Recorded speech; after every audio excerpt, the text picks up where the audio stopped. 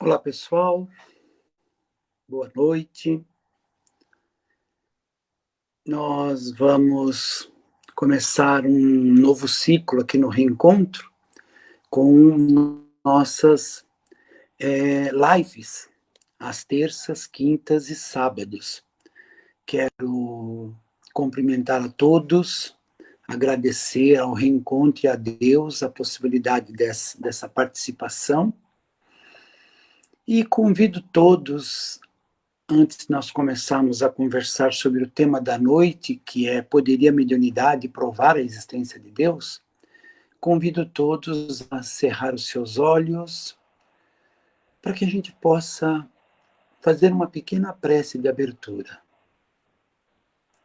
Nós vamos sentando aí na casa de cada um, da forma mais tranquila possível, agradecer essa espiritualidade que nos proporcionou este momento, agradecer aos mentores, pedir a eles que nos ampare, que nos ajude, para que durante esses 30 minutos possamos refletir, absorver as energias que serão emanadas dos nossos mentores, de toda essa espiritualidade maravilhosa, para com a gente, para com nós todos. Pois atualmente nós transformamos as nossas casas em templos. É um momento muito diferente daquilo que nós estávamos acostumados, não é? Então, eu quero agradecer aos amigos da espiritualidade a esse momento, a Jesus, nosso querido Mestre, Maria, a essa oportunidade que vocês nos dão, e a Deus, nosso Pai, me pedindo permissão para dar o início desse nosso pequeno bate-papo. Que assim seja. Muito bem. Poderia a mediunidade provar a existência de Deus? Então vamos lá. Hoje nós estamos vivendo um momento bastante delicado, né? Estamos vivendo um momento onde as pessoas estão muito ansiosas, há um estresse no ar muito grande, porque nós estamos trancados dentro de casa, e parece, para muitas pessoas, que, nossa, o mundo tá diferente. Esse momento precisa ser encarado como uma oportunidade maravilhosa que a espiritualidade está nos dando, de reflexões dentro da nossa casa, essa oportunidade que nós estamos tendo de pensar um pouco mais as nossas vidas, pois nesse recolhimento estamos podendo sentir mais um pouco Deus. Deus, quem é esse Deus? Pois é, eu estava preparando o nosso pequeno bate-papo aqui e estava aqui pensando, por mais que a gente faça definições, faça análise de tempo, forma, duração, grau de potência, atividades, nós possamos pensar o que for, nós nunca vamos conseguir explicar Deus. Santo Agostinho uma vez disse assim: se me perguntarem o que é Deus, eu não sei explicar, mas se não me perguntarem nada, eu sei. Por quê? Porque no estágio de evolução que nós estamos, nós conseguimos sentir Deus, mas ainda não conseguimos explicar. Tanto que, no Livro dos Espíritos, a pergunta primeira é, Kardec faz aos espíritos: o que é Deus? Kardec não faz aos espíritos quem é Deus ou qualquer outra coisa. Não, ele pergunta: o que é Deus? E a resposta, como sempre, os espíritos são bastante objetivos. Deus é a inteligência suprema, causa primária de todas as coisas. Com isso, fica muito claro, bastante abrangente, que Deus está em tudo, no universo todo. Pegamos aí uma luneta, um telescópio, e nós vamos ver milhões de corpos celestes. Todos esses corpos celestes estão sendo dirigidos, guiados e foram criados por Deus. Se nós pegarmos a ponta de uma agulha e botarmos no microscópio, nós vamos ver ali milhões de micro seres ali, vírus, bactérias, microcelular. ali também está presente Deus. Ou seja, está em todos os lugares. Tanto isso é importante que eu fiz umas anotações. Olha que interessante. Um dos maiores bacteriologistas do mundo, e agora nós estamos numa época de se falar muito em vírus, né? Um pouco de ciência nos afasta de Deus, mas muita ciência nos aproxima de Deus. Einstein fala: a ciência sem a religião ela é manca, porque a ciência há coisas dentro do mundo científico que a ciência não consegue nesse momento ainda explicar. E também a religião sem a ciência ela é cega, tanto que Kardec no Pentateuco, né, nas obras de Kardec, ele, a todo momento, ele faz essa colocação. Ciência e religião precisam andar de mãos dadas. Kardec o tempo inteiro, se você pegar as revistas espíritas, o tempo inteiro ele fala de que a ciência e a religião precisam e devem andar de mãos juntas. Por algum motivo, seja ele político, religioso, ou por ignorância nossa, ou por medo, houve esse rompimento por uma série de aspectos, esse rompimento, ciência e religião, mas eles precisam se juntar. E devagarzinho, aquilo que Kardec nos colocou, devagarzinho está acontecendo. Bom, mas então a gente não consegue explicar a existência de Deus. Nós conseguimos sentir Deus no nosso coração. Conseguimos sentir Deus na natureza, conseguimos sentir Deus na beleza das flores, conseguimos sentir Deus na beleza da criação. Nós conseguimos sentir Deus em todo ponto que você olhar, tudo pertence a Deus. O universo pertence a Deus. Ah, mas quer dizer que o vírus do Covid-19? Sim, o vírus pertence a Deus. Tudo tem uma razão de ser. Tudo está no seu devido lugar. Isso é de importância radical que a gente tenha consciência. Pois é, mas aí que está.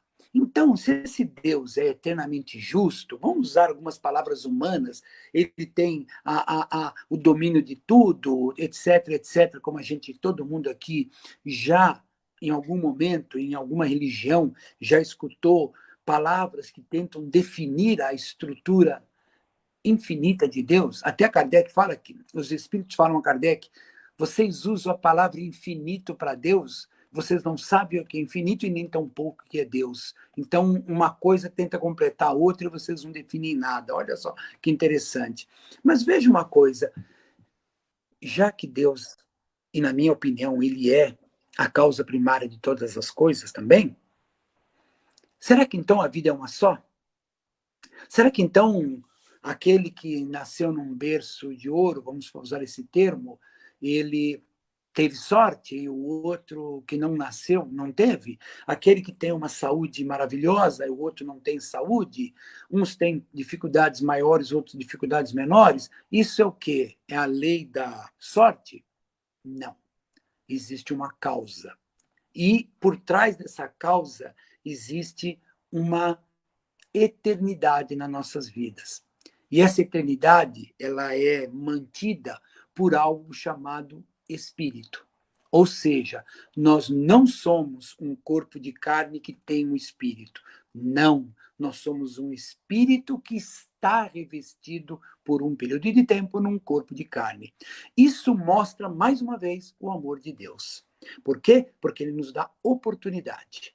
Ele nos dá a oportunidade de uma vida, e se a gente não acertou, vai ter uma outra oportunidade, nós vamos cair e levantar, vamos cair. Leia a passagem do filho pródigo do Evangelho, em que o filho fala para o pai, eu quero cuidar da minha vida. O pai paga a parte dele e ele vai embora. Ele gasta tudo, que pródigo não é prodígio, pródigo é gastão, né? Ele gasta tudo, se vê perdido e volta para o pai. E o pai o recebe de braços abertos. É assim que Deus faz com a gente. A gente se acha o bambambam bam, bam, e saímos pelo mundo ao longo das nossas encarnações, metendo os pés pelas mãos.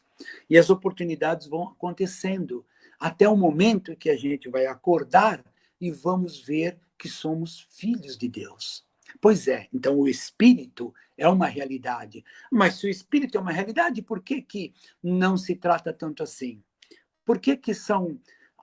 O espiritismo fala em espírito. As outras religiões falam, mas elas têm algumas limitações de vida única, de algumas características assim. Pois é, fiz uma anotação aqui. Nossa bactéria, que nós falamos agora há pouco, bactérias, vírus, há quanto tempo faz que a humanidade conhece isso? Pouco mais de 200 anos. Louis Pasteur, há 200 e poucos anos atrás, é que disse para a humanidade: na ponta de uma agulha vocês têm uma comunidade de seres. Olhe lá no instrumento chamado microscópio. Então, a humanidade, durante milhares de anos, não sabia o que era esses micro-organismos, até o dia que nós começamos a aprender a lavar as mãos, aprender a fazer a higiene necessária. Pois é, mas nós não conhecíamos, hoje nós conhecemos. A eletricidade. A eletricidade sempre esteve presente na nossa vida na forma de um deus mitológico, com o raio, o trovão. A eletricidade sempre esteve, a eletricidade estática, né? Quando você esfrega que os pelos ficam tudo em pé devido à repulsão de polaridade idêntica. Então, a eletricidade sempre esteve à nossa volta.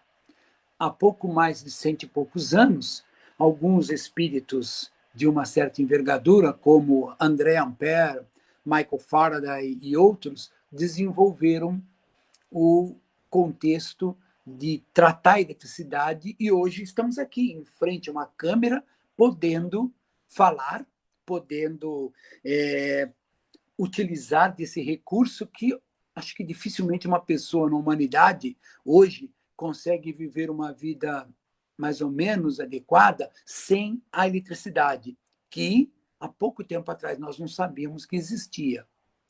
Muitas coisas que estão escritas nos livros de Kardec, principalmente lá na Gênese, tem muita coisa que Kardec, que os espíritos passaram para Kardec, que hoje a ciência está confirmando.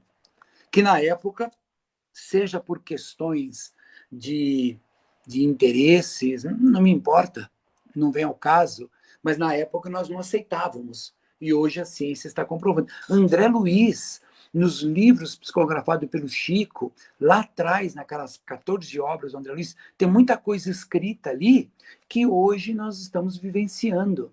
Alguém aqui assistiu o filme Nosso Lar? Nosso Lar era da década de 40, quando não existia televisão ainda.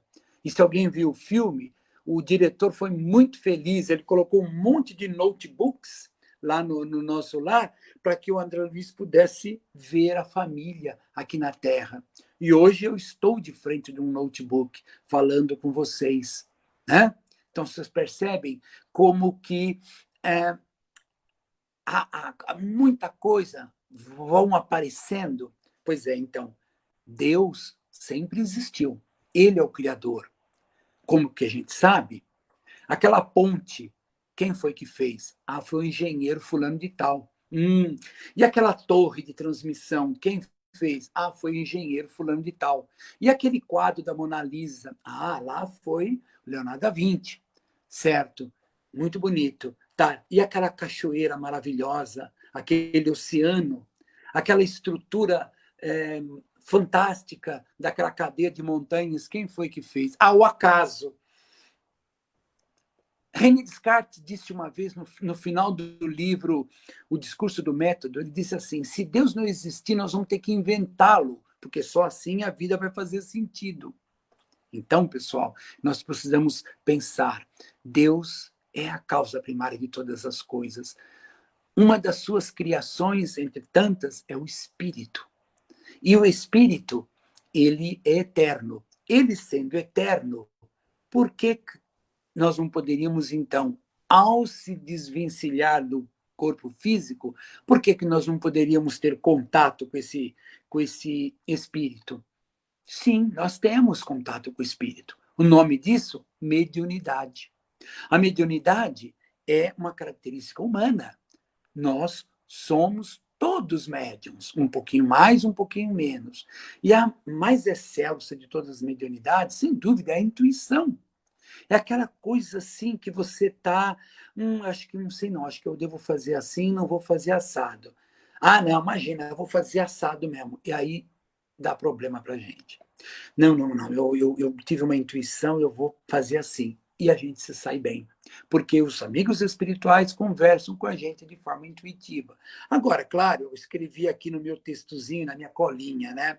Nós temos os médios sensitivos, que sentem a presença dos espíritos, o médio de efeito físico, clarividente, clarividente, médium de cura, o psicofônico, que é a mediunidade mais comum, né, que a gente fala, aquela mais contundente, que a pessoa se sente envolvida por um companheiro espiritual e o corpo espiritual se usa os seus órgãos de fala para transmitir uma mensagem.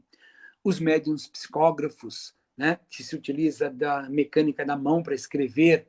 E aí eu não vou entrar agora numa aula de mediunidade, mas essa mediunidade, ela é uma característica que, ao se pensar que existe Deus, e nós temos certeza que ele existe, como que eu sei? O meu coração diz isso. O meu coração diz. Eu volto a dizer as palavras de Santo Agostinho. Se você me perguntar como é Deus e o que é Deus, eu não sei te responder. Mas se você não me perguntar, eu sei. Porque está dentro de nós o conceito de Deus. O Espírito é uma. A partir do momento que eu estou aceitando Deus, eu sei que Ele me ama, que Ele ama todos nós, e Ele dá a nós oportunidade. Jesus foi muito feliz quando ele disse, ele chamou Deus de Pai. Não teria uma palavra mais perfeita para Jesus colocar do que Pai, né? Quando ele fala, meu Pai que estás nos céus. Não há palavra mais interessante, mais bem colocada do que o ato de ter Deus ser o nosso Pai. E Ele quer o bem da criatura. É que eu não quero o meu bem, e eu piso no tomate. Nosso querido Jonas uma vez falou uma coisa muito interessante, eu nunca mais esqueci. Ele disse assim, vocês sabem para que serve o evangelho? Para a gente ler, estudar, praticar, para a gente se machucar menos. Eu nunca mais esqueci dessa frase, é uma verdade. O evangelho não é feito para a gente ficar filosofando, blá, blá, blá. Não, é para vivenciar aquilo, porque quando eu vivenciar o evangelho em toda a sua plenitude, eu vou me machucar menos. E aí, quando isso acontecer, nós vamos poder olhar para dentro de si e dizer, como disse Paulo uma vez, eu não sei se eu estou no Cristo ou Cristo está em mim. Dia virá que todos nós vamos fazer isso. E quando isso acontecer, nós seremos seres felizes, eternamente felizes. Essa é uma verdade. Então, o que acontece? Nós estamos vendo que mediunidade, ela só faz sentido a partir do momento que, evidente, existe o espírito e, consequentemente, Deus. Deus é o criador do espírito e o espírito se comunica com outro espírito, seja ele encarnado ou desencarnado, o encarnado se comunica com o desencarnado e vice-versa. Então, há essa troca. Essa troca, ela é maravilhosa, porque ninguém morre. Vocês querem imaginar uma caridade, uma maior caridade do que aquela em que uma mãe procura um médium com o coração sofrendo com a perda do seu filho e ela recebe uma psicografia assinada pelo seu filho, com a assinatura dele, falando coisas íntimas da família. Mãe, olha, fala para o seu João, isso, aquilo, outro, fala para a Joaninha, não sei o quê. Isso aí, nos lindos casos de Chico Xavier, você vai ver uma infinidade de cartas assim. Quem conhece o nosso querido Divaldo sabe o quantas e quantas cartas que ele já não fez assim para corações angustiados com a perda de seu filho, de sua filha, do seu ente querido, e mostrando ali naquele papel que ele não está perdido. Ele continua mais vivo do que nós, porque ele está livre, leve e solto, livre da carcaça, dessa carcaça do corpo físico. Então, nós vamos vendo que a mediunidade, essa possibilidade de comunicação, ela é uma prova cabal de Deus. A mediunidade não é algo estanque e fria, porque nós aprendemos dentro do Espiritismo que só existe mediunidade com Jesus. A mediunidade sem Jesus chama-se mediunismo e pode nos levar a seríssimos problemas de perturbação, de doença física, psicossomática. Mediunidade precisa ser praticada com Jesus. Nesse momento, que estamos todos dentro de casa, ou pelo menos pessoas que nem eu, né, que eu sou do grupo de risco, então eu tenho que ficar em casa, né? Eu estou trabalhando em casa, sou professor, estou dando aula em casa, é ciência. Mas nós estamos tendo oportunidade de reflexões profundas. Estamos podendo agora, nesse momento, refletir um pouco mais sobre Deus, sobre a vida, sobre nós mesmos, levar nos dirigir para dentro de nós e começarmos a verificar os nossos pontos fracos, os nossos desequilíbrios e trabalhar isso de forma a nos tornar melhor. Porque daqui a pouco, como disse uma vez nosso querido Chico, tudo vai passar. Tudo passa. Isso aqui também vai passar. Só que esperamos que quando esse momento difícil passar, nós tenhamos aprendido lições. A espiritualidade colocou esse momento para a humanidade toda com um objetivo único de nos dar lições. Alguns companheiros no mundo desencarnaram em função desse momento. Sim, mas não desencarnaram de forma aleatória. Tudo está seguindo um controle maior da providência divina. O que nós temos é que continuar dentro do nosso lar, orando bastante, orando muito, pedindo a Deus por nós, por nossos entes queridos, pelos nossos amigos, pelo nosso querido Brasil e pela humanidade. Não falo pelos outros planetas, porque já é demais. Nós vamos pedir pelo nosso planeta, pelo nosso barco, que estamos todos nesse barco. Então, pessoal, estou chegando ao final desse meu pequeno bate-papo e eu peguei a questão número 14 do Livro dos Espíritos para fazer o fechamento. Os Espíritos dizem assim: Deus existe. Não podeis duvidar disso e é o essencial. Não deveis ir além. Não vos percai num labirinto de onde não podereis sair. Estudai vossas próprias imperfeições. Isso vos será mais útil do que querer penetrar naquilo que ainda é impenetrável. E é verdade. Não vamos nos perder em filosofias que não vai nos levar a nada. Ame a Deus, ame a si, ame o próximo. Vamos viver a vida da melhor forma que pudermos viver. Vamos orar bastante. Que Deus nos abençoe hoje e sempre. Eu tenho, de acordo com o meu relógio, 3 minutinhos.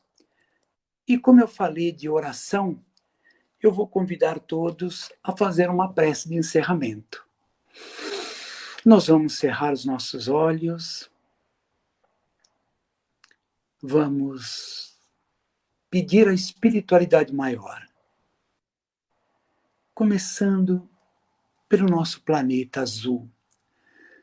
Vamos nos colocar do lado de fora do planeta, vendo aquele globo lindo, maravilhoso, e de dentro do nosso coração emitir uma energia para que os povos entrem em paz, para que os povos se respeitem, para que todas as criaturas do planeta Terra entendam que somos todos filhos de Deus.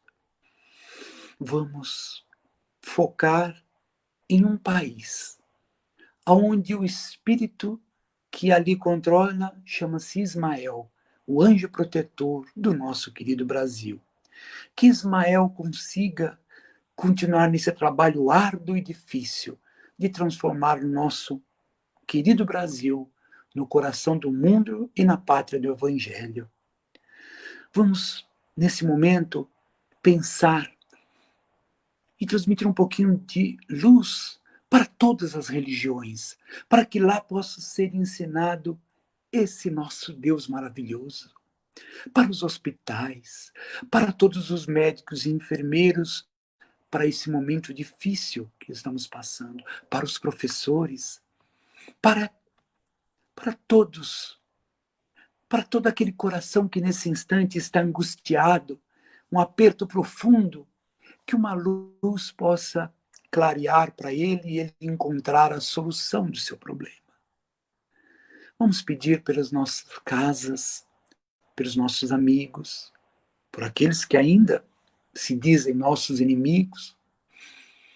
Vamos pedir pelo nosso cantinho, pelo lar que nós vivemos, pelos nossos entes queridos próximos. E por fim, meu Pai, eu peço por cada um de nós que possamos, passo a passo, abrir nosso coração e te entender melhor. Jesus, nosso querido Mestre, te agradeço essa pequena oportunidade tão grande para mim. Maria, você com toda a sua egrégora de espíritos, obrigado, Maria. E assim eu peço permissão a essa espiritualidade para dar por encerrado esse nosso pequeno bate-papo, que assim seja. Muito obrigado a todos pela paciência de ficar me ouvindo e que tenham uma boa noite. Muito obrigado.